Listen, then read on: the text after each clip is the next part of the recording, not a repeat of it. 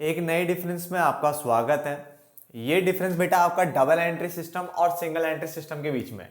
ठीक है, शायद मैंने पहले ये डिफरेंस कभी बनाया नहीं है, इसलिए मैं इसको बनाने जा रहा हूँ कि डबल एंट्री सिस्टम क्या होता है और सिंगल एंट्री सिस्टम क्या होता है। क्लियर हो गया? तकरीबन तकरीबन मैंने 3 6 3 9 पॉइंट मैंने लिखे हैं, जिससे काफी अच्छे से डिफरेंस क्लियर हो जाएगा कि सिंगल एंट्री सिस्टम क्या है और डबल एंट्री सिस्टम क्या है। तो स्टार्ट कर लेते हैं। बड़ा छोटा सा डिफरेंस है। सबसे पहले मीनिंग की बात कर लेते हैं। तो मीनिंग में लिखवाया मैंने कि double entry system is a method, ये एक ऐसा मेथड है ऑफ रिकॉर्डिंग ट्रांजैक्शन, जिसमें ट्रांजैक्शन जो रिकॉर्ड हो रही है in recording transaction in which both side, जिसमें क्या लिखा हुआ है, both side of a transaction are recorded. यानी डबल एंट्री सिस्टम वो सिस्टम होता है, वो तरीका होता है जिसमें both side of a transaction, यानी किसी जो ट्रांजैक्शन की जो बोथ साइड होती है, डेबिट साइड और क्रेडिट साइड, उसने बोला are recorded.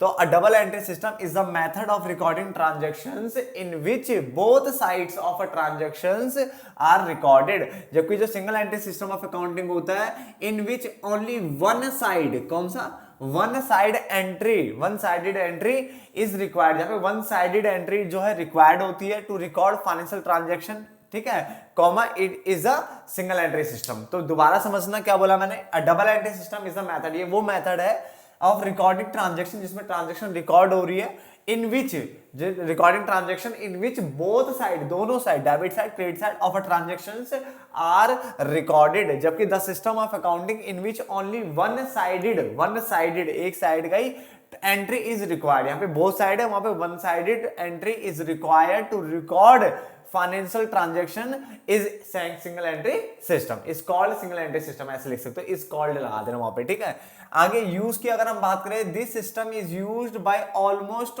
All the businesses, यानी लगभग सभी बिजनेस जो है इस सिस्टम को फॉलो करते हैं, डबल एंट्री सिस्टम को। इसमें लिखा है this system is used by only tiny, tiny मतलब आप लगा लो छोटा, यानी स्मॉल बिजनेस, स्मॉल लिख लो, टीनी लिख लो, SMALL, ठीक है। तो स्मॉल बिजनेसेस एंड इंस्टीट्यूशन, जो छोटे यानी टीनी जो बिजनेसेस और इंस्टीट्यूशन होते हैं वो उसको फॉलो करते हैं, यूज करते हैं।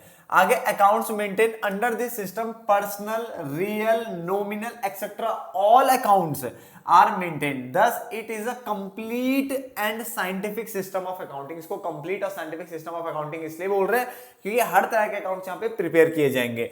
जबकि under this system only personal account and cash book, personal account and cash book are maintained, hence it remains an incomplete record of accounts। ये क्या रखता है, hence it remains an incomplete record of account, यानी यहाँ पे जो accounting record होते हैं वो इनकम्प्लीट होते हैं। बात को समझना बेटा, 3 पॉइंट में दोबारा रिपीट कर रहा हूं, प्लीज ध्यान से सुनना, ताकि बार बार रिपीट इसीलिए करता हूं मैं आपके लिए, ताकि आपके दिमाग में यहीं पे छप जाए, वीडियो सुनते सुनते ही छप जाए कि है क्या चीजें।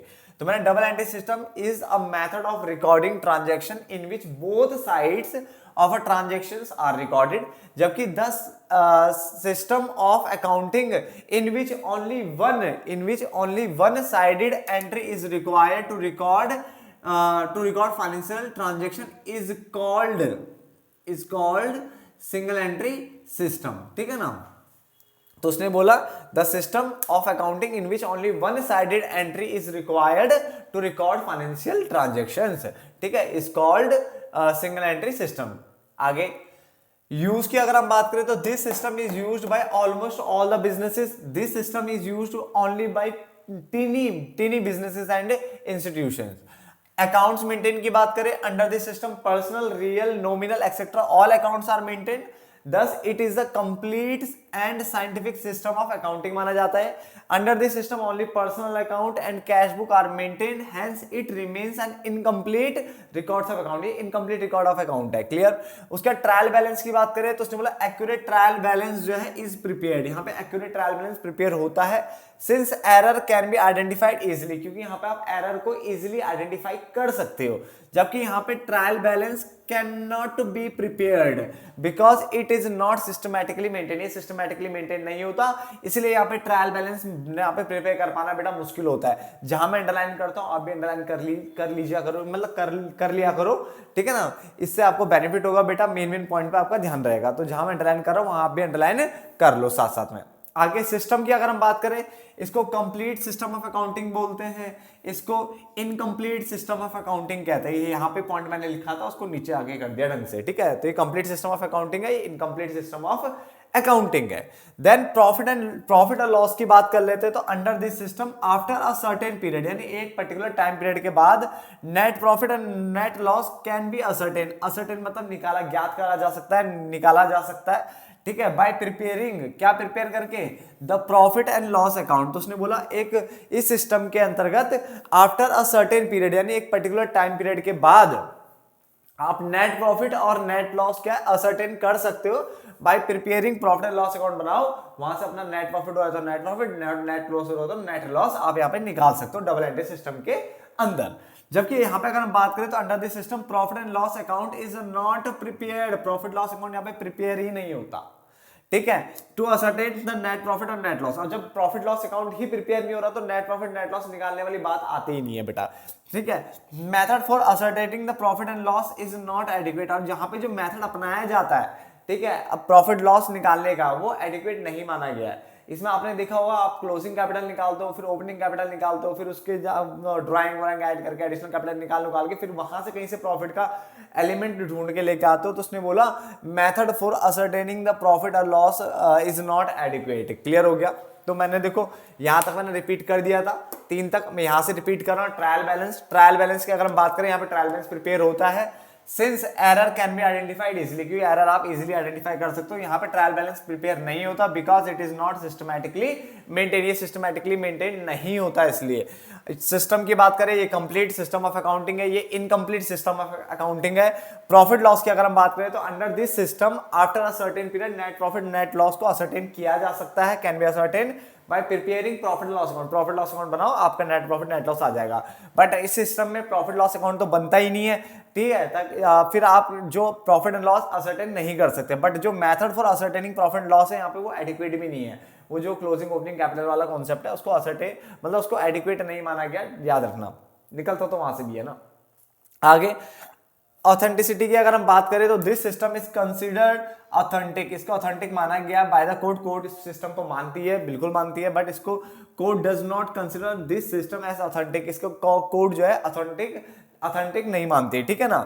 यहां तक हो गया, यहां तक आप नोट डाउन करिए बेटा, फटाफट से नोट डाउन भी करते रहिए, साथ साथ में फटाफट से नोट डाउन करिए बेटा, ठीक है ना। तो ऑथेंटिसिटी में मैंने क्या बोला, this system is consider authentic, इसको ऑथेंटिक माना जाता है, कोर्ट के द्वारा सही माना जाता है, कोर्ट इसको एक्सेप्ट करती है चीजों में, ठीक है, जो भी केसेस होते हैं उसमें। जबकि the court does not consider this system as authentic, इसको कोर्ट ऑथेंटिक नहीं मानता, ठीक है ना।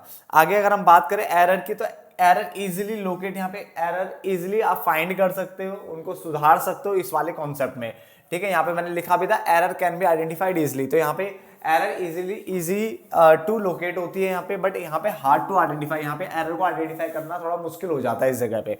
आगे हमने लिखा financial position can be ascertain, निकाली जा सकती है, ठीक है, इजीली, यानी फाइनेंशियल पोजीशन आप आराम से देख सकते हो, समझ सकते हो यहाँ पे, इज असर्टेन इजीली। बट यहाँ पे लिखा can not be ascertain easily, यहाँ पे आप फाइनेंशियल पोजीशन को इजीली असर्टेन नहीं कर पाओगे, ठीक है। तो ये तकरीबन कितने पॉइंट हो गए आपके, 9 पॉइंट हो गए, 9 के 9 पॉइंट आपको मैंने करवा दिए। नोट डाउन करते रहिए साथ साथ में।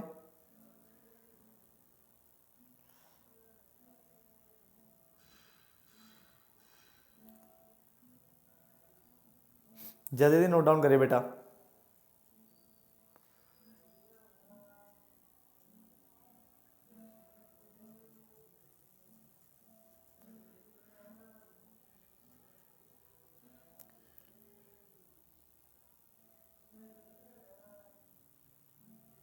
जल्दी नोट डाउन कर लिए बेटा। तो जहां तक है बेटा ये समझ में आ गया होगा आपको, ठीक है। ये छोटा सा डिफरेंस था सिंगल एंट्री सिस्टम और डबल एंट्री सिस्टम के ऊपर, क्लियर है। मिलते हैं फिर एक नेक्स्ट वीडियो में, तब तक के लिए धन्यवाद दोस्तों।